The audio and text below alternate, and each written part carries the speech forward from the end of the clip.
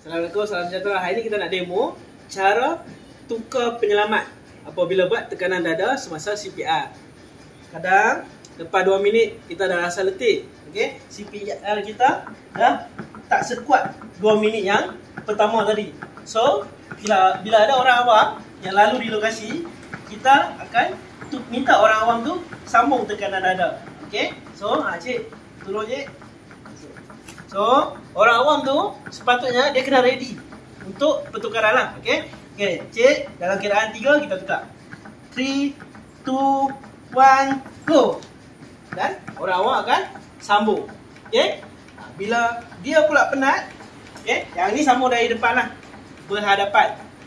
Ada juga cara kita sambung dari tepi. Okey. Ready for change? 3, 2, 1, go. Dari tepi pun boleh sambung buat CPR. Okey. Pastikan seorang kalau boleh buat 2 minit saja. Sebab selepas 2 minit CPR dia dah tak kuat dah. Dah lembek, dah tak bersemangat dan tekanan dia tak efektif. So, cara tukar dia pastikan bawah 10 saat dah berdapat tukar penyelamat. Okey, lagi cepat tukar, lagi bagus untuk mangsa. Okey, terima kasih kerana menonton.